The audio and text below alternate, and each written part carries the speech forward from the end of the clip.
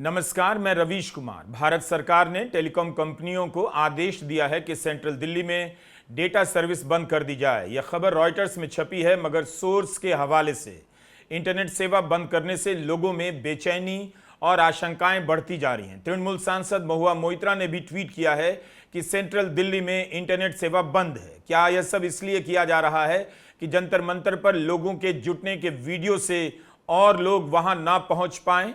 क्योंकि 21 और 22 जुलाई की शाम जंतर मंतर और कनॉट प्लेस के इलाके में बड़ी संख्या में लोग जमा हो गए।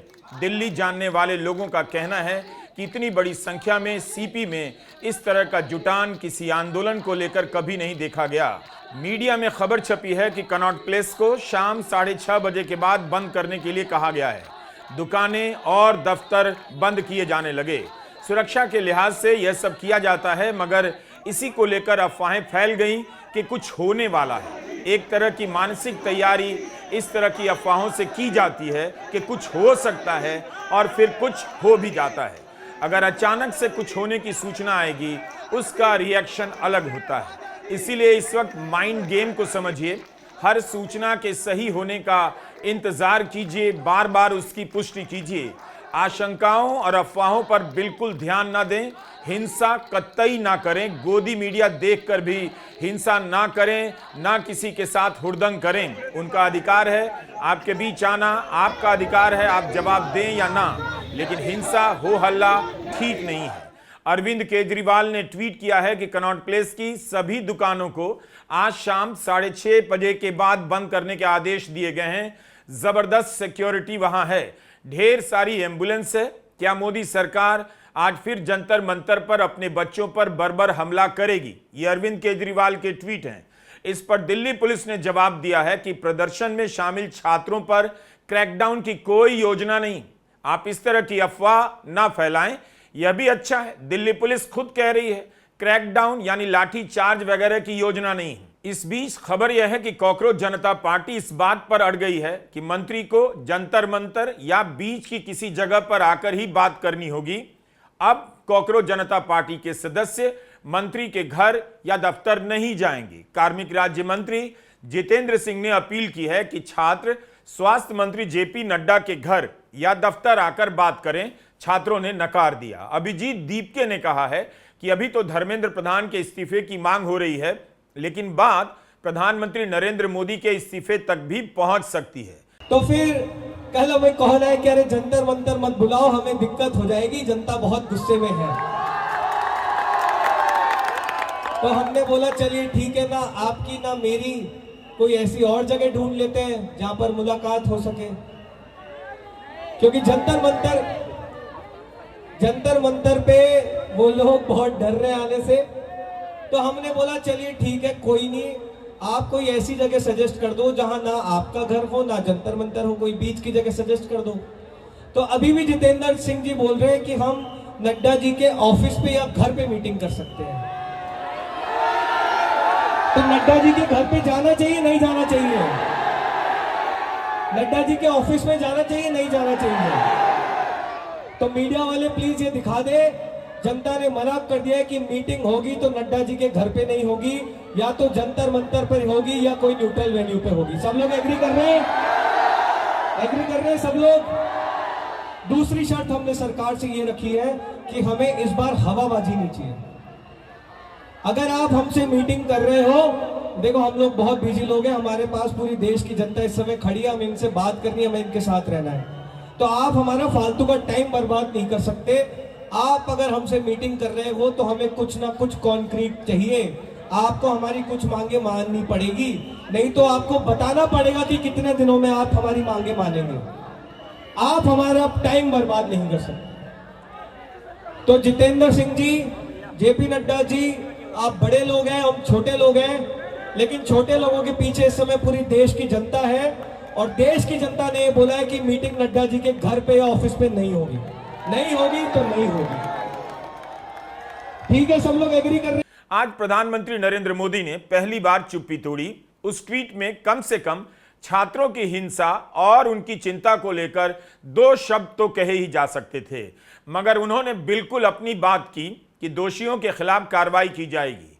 उनके इस बयान से माहौल में कोई बदलाव नहीं आया, बल्कि हताशा फैल गई। सरकार बात कर रही है मगर खुलकर नहीं। मंत्री सोनम वांगचुक से मिलने अस्पताल जा रहे हैं मगर जंतर मंतर नहीं आ रहे। प्रधानमंत्री Narendra Modi fast track court की बात कर रहे हैं मगर धर्मेंद्र प्रधान की जवाबदेही पर कुछ नहीं बोल रहे। ऐसे जितेंद्र सिंह की विनम्रता पूर्वक अपील का क्या मतलब रह जाता है? उनकी अपील अभी तक छात्रों के बीच पहुंची भी नहीं थी कि कॉकरोच जनता पार्टी की तरफ से बयान आने लगे कि जंतर मंतर की तरफ आने वाले छात्रों को पुलिस जगह जगह रोक रही है और उन्हें उठा रही है, हिरासत में लिया जा रहा है। द वायर और द हिंदू ने भी ऐसी खबरों को रिपोर्ट किया है। कॉकरोच जनता पार्टी ने दिल्ली पुलिस से अपील की है कि मनमानी हिरासत ना करें और छात्रों का हैरेसमेंट बंद कीजिए। शांतिपूर्ण प्रदर्शन में शामिल होना अपराध नहीं। कॉकरोच जनता पार्टी ने छात्रों से वादा किया है, अगर किसी छात्र के खिलाफ झूठे मामले दर्ज किए जाते हैं उन्हें कानूनी सहायता दी जाएगी। जंतर मंतर पर लोगों का आना सुबह से ही बढ़ता रहा है।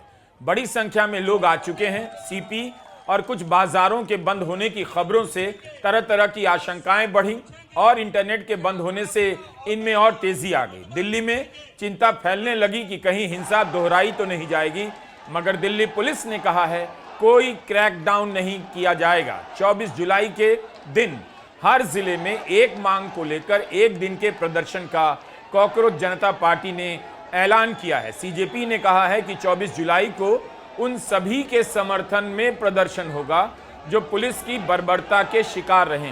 विपक्ष के कुछ दलों ने भी इस आंदोलन को अपना समर्थन दिया है। ऐसे ही कॉकरोच जनता पार्टी का आंदोलन कई शहरों में फैलता जा रहा है, मगर इस नई पार्टी ने इस तरह की नई रणनीति बनाकर चौंका दिया है कि जब तक धर्मेंद्र प्रधान का इस्तीफा नहीं होता तब तक हमारा आंदोलन पीछे नहीं हटेगा।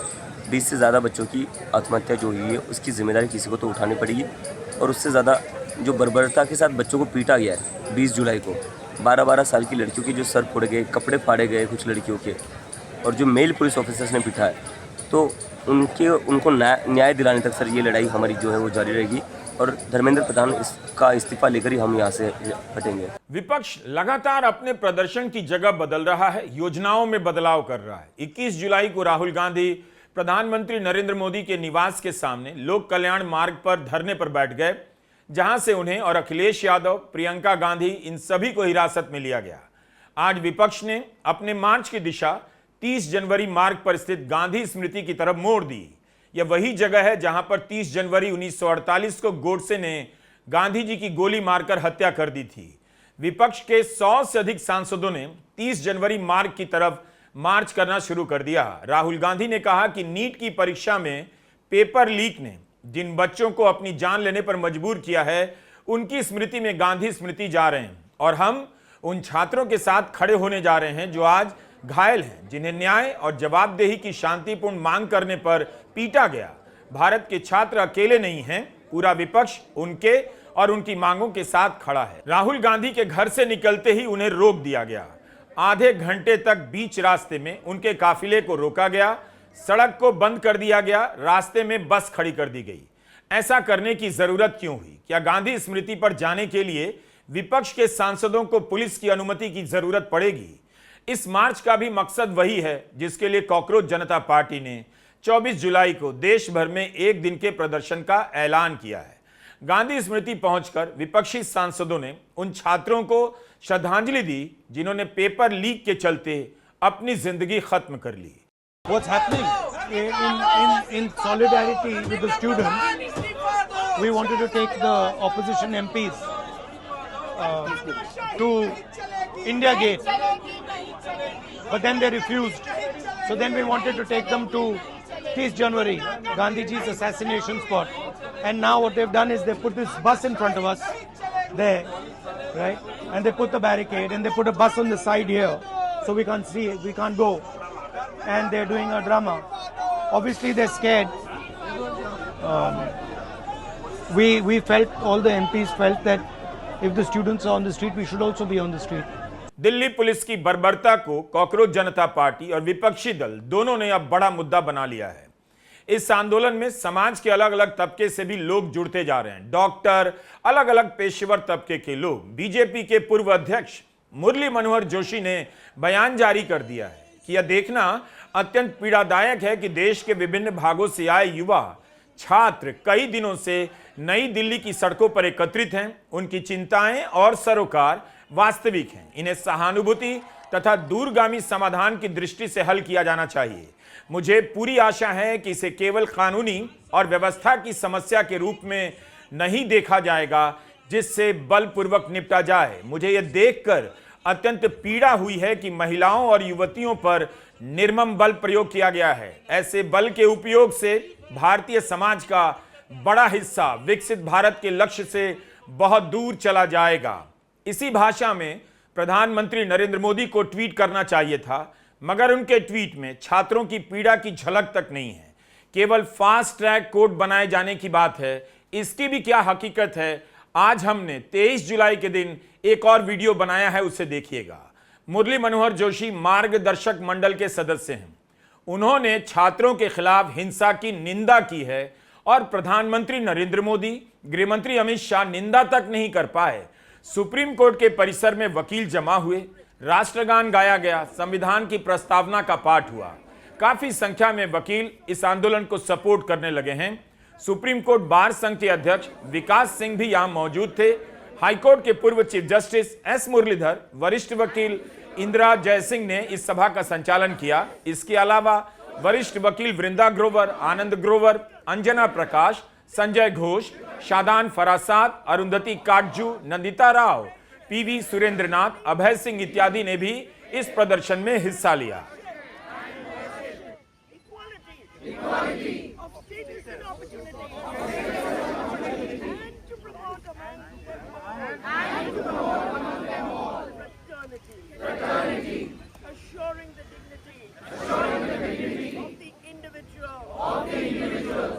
छात्रों का आंदोलन पूरे देश में फैलता जा रहा है।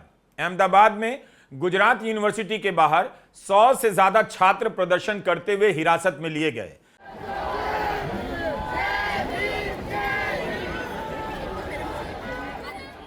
नागपुर में भी लगातार प्रदर्शन हो रहे हैं। 2-3 दिनों से वहां नागपुर के लोग लगातार घर से बाहर निकल रहे हैं और छात्रों के समर्थन में आंदोलन कर रहे हैं। नागपुर के अलावा नासिक में भी बड़ी संख्या में छात्र सड़कों पर निकले हैं। मुंबई में भी प्रदर्शन हुए जा रहे हैं। 22 जुलाई के प्रदर्शन में 2000 लोगों के आने की रिपोर्ट है। कुछ लोगों को हिरासत में भी लिया गया। राज ठाकरे की एमएनएस एनडीए का हिस्सा है, मगर आंदोलन को सपोर्ट करने लगे हैं। आदित्य ठाकरे ने 24 जुलाई के दिन प्रदर्शन को अपना समर्थन दे दिया है। इसके अलावा बेंगलुरु में छात्रों और कॉरपोरेट सेक्टर के कर्मचारियों ने भी प्रदर्शन किया है। मिजोरम की राजधानी ऐजवाल में छात्रों ने कहा है वे चुप नहीं रह सकते। गिव मी सम सनशाइन गाते हुए छात्रों का वीडियो वायरल है। बिहार के मुजफ्फरपुर में छात्रों ने प्रदर्शन किया है। इंदौर के तांतिया भील चौक पर 23 दिनों से प्रदर्शन चल रहा है। यह इलाका इंदौर में एजुकेशन हब माना जाता है। यहां छात्र कई हफ्तों से प्रदर्शन कर रहे हैं। हैदराबाद की उस्मानिया यूनिवर्सिटी के बाहर प्रदर्शन हो रहे हैं। पटियाला के फाउंटेन चौक के बाहर प्रदर्शन हुए हैं। कुरुक्षेत्र, चंडीगढ़, जम्मू, धर्मशाला, जयपुर, जोधपुर, लखनऊ, प्रयागराज, उन्नाव, रामपुर, भोपाल, सूरत, बिलासपुर, रायपुर, कोलकाता, देवनगेरे, कलबुर्गी, गुवाहाटी, ईटानगर, शिलोंग, अगरतला, हैदराबाद, विशाखापट्टनम, चेन्नई, त्रिवेंद्रम में भी प्रदर्शन हुए हैं। वो सावित्री माई, वो फातिमा शेख जिन्होंने पूरे समाज की तहमतें झेली, पत्थर अपने बदन पे झेले, गोबर अपने बदन पे झेला, सिर्फ इसलिए क्योंकि वो चाहती थी कि इस देश की महिलाएं, इस देश के पिछड़ी जाति से आने वाले लोग शिक्षा हासिल कर सके। तो उनसे इंस्पिरेशन मिलती है हमें। हम उनसे ये सीखते हैं कि अपने पब्लिक कॉस्ट को पे करके हमें आगे आने वाली जनरेशंस का भविष्य इंश्योर कराना है। वो इंस्पायर करती है हमें। अम्बेडकर इंस्पायर करते हैं हमें। वो हमें इंस्पायर करते हैं कि अपनी पूरी जिंदगी बिना रुके, बिना थके, समाज की तमाम तहमतें, आइसोलेशन झेलते हुए किस तरीके से अपने आगे आने वाली पीढ़ी के लिए एक बेहतर समाज बनाया जाता है। अम्बेडकर से प्रेरणा लेते हैं हम, भगत सिंह से प्रेरणा लेते हैं हम, वो जज्बा जिसके आगे अंग्रेजी हुकूमत विवश हो जाती है। एक 23 साल के शरीर में था वो जज्बा, और 20 तारीख को इस दिल्ली की सड़कों पे न जाने आप जैसे कितने भगत सिंह थे, ये देख करके आगे बढ़ाती है इस देश की।